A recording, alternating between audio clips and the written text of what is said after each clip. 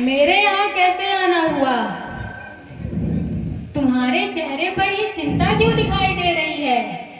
मामा श्री राज काज करते करते बहुत समय हो गया था, आपसे मिला नहीं था।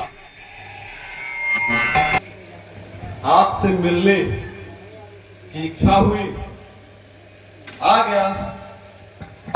अच्छा किया आ गए। कहो क्या बात है? सर्वप्रथम तो मामा जी, ये राज्य संहिता के अंतर्गत कहा गया है कि यदि स्वयं महाराज द्वार पर आए हो तो आप किसी भी पद पर हो, उठ करके उससे बात करनी चाहिए।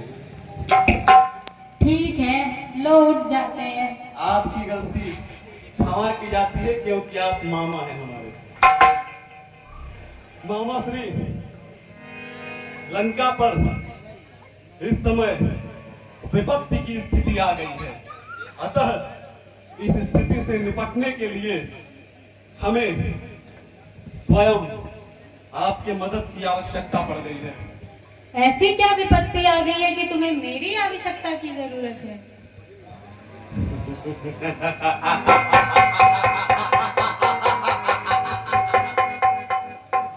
बहुत समय पहले ब्रह्मदेव की तपस्या के परिणाम स्वरूप उन्होंने आपको आशीर्वाद दिया था कि इस प्रकृति में सबसे बेहतरीन रूप बदलने की कला और किसी का भी रूप धारण करने की कला आपके अंदर है, अतः आज उसी कला का उपयोग करते हुए हमें आपकी जरूरत पड़ी है।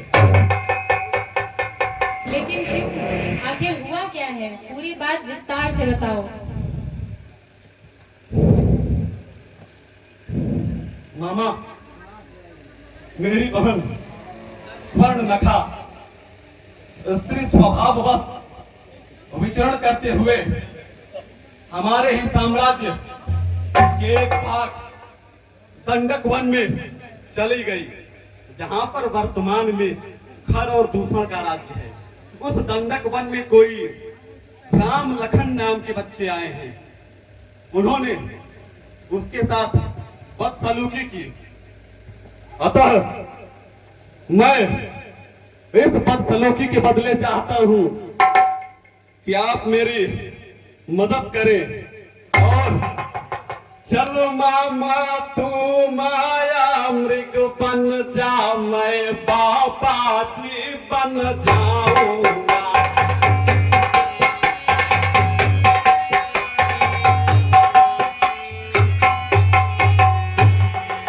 चल मामा तू माया मृग बन जा, मैं बाबा जी बन जाऊंगा।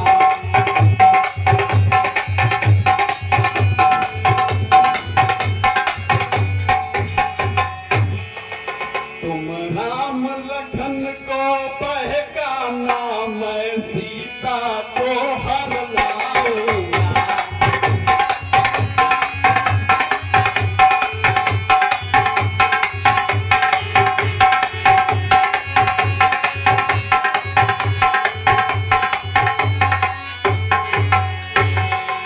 तुम राम लखन को बहकाना, मैं सीता को हर लाऊंगा।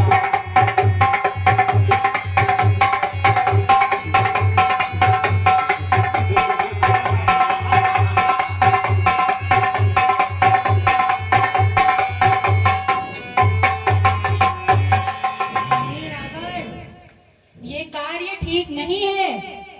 तुम तो जानते हो कि श्री राम पूरे संसार के स्वामी हैं, फिर भी तुम उनसे जा करके उनकी पत्नी का हरण करना चाहते हो। वह नाम कान में आते ही जूड़ी सी फिर चढ़ जाती है।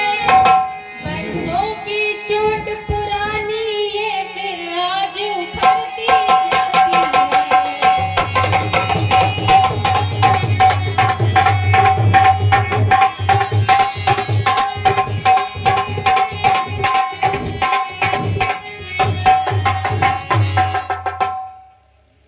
वो सूर्यवंश के सिंहों को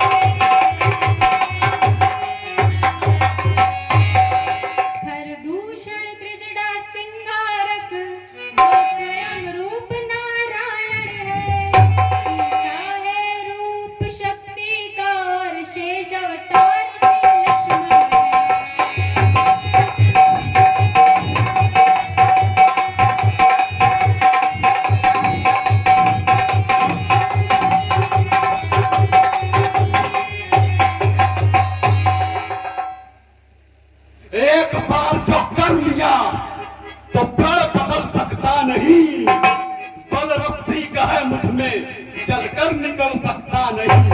उठ खड़ा हो, साथ चल, बकवास सब बेकार है, और सर ना दूंगा तेरा, फिर कहा इनकार है। बचता है दिल हमारा, मोम और शीशा नहीं, भय खाना आज तक हमने किसी से सीखा नहीं। अब जो ज्यादा ज्ञान बताएगा तो तेरा सारा ज्ञान भुला दूंगा। सीता को हरने से पहले तुझको यमपुरी पहुंचा दूंगा। समझे मामा? तुम तो वैसे भी ताड़का के भाई हो, मेरे सगे मामा नहीं हो। मेरे सगे मामा माली और सुमाली, मेरे नाना जी माल्यवंत जैसे बहादुर व्यक्ति हैं। तुम्हारे शरीर में तो ऐसे भी कायरों का रक्त है, परंतु आपत्ति काले मर्यादा नास्ति, अर्थात आपत्ति की स्थिति में मर्यादा का कोई स्थान नहीं होता। दुखेषु न उद्विग्न मनाः, सुखेषु विगत प्रहर, वैतरागे भय क्रोधे स्थित धीर्य मुनि रुच्यते। अर्थात सुख में जो व्यक्ति ज्यादा उत्तेजित ना हो और दुख में ज्यादा व्यथित ना हो, प्रेम, अनुराग और द्वेष सभी स्थितियों में जो व्यक्ति समभाव रहता है उसे योगी कहते हैं। परंतु मूर्ख, तुम्हारे अंदर तो योग की कोई परिभाषा है ही नहीं। अब निर्णय तुम्हें लेना है, जानकी आए और चाहे ना आए तुम जाओगे। अब निर्णय तुम लो, मेरी तलवार चंद्रहास से जाना है या तुम्हारे तथा कथित मर्यादा पुरुषोत्तम श्री राम के हाथ। लेकिन मर्यादा तो तुम्हारा तय है कि मरना तुम्हें पड़ेगा। यदि अपने कुल, राज्य और संघ के लिए मरोगे तो वीरों की स्थिति में आओगे, अन्यथा इसी समय इसी चंद्रहास से तुम्हारा सर काटकर यही जमीन पे कहीं लुढ़कता हुआ रहेगा और धड़ और सर दोनों अलग हो जाएंगे। अब निर्णय तुम्हें लेना है, तुम जवान की भाषा समझते हो या चंद्रहास की? क्या करूं? अगर नहीं गया तो इसकी तलवार से मारा जाऊंगा, और अगर गया तो राम के हाथों मारा जाऊंगा।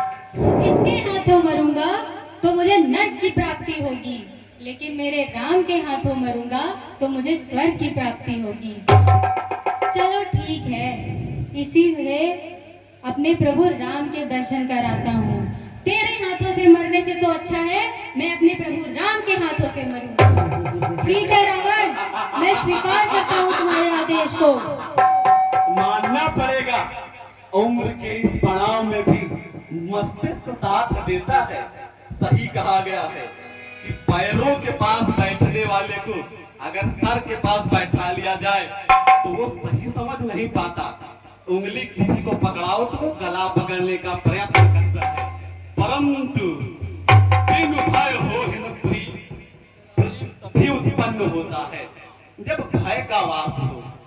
हमें तुम्हारी ये हरकत अच्छी लगी, हमें खुशी हुई।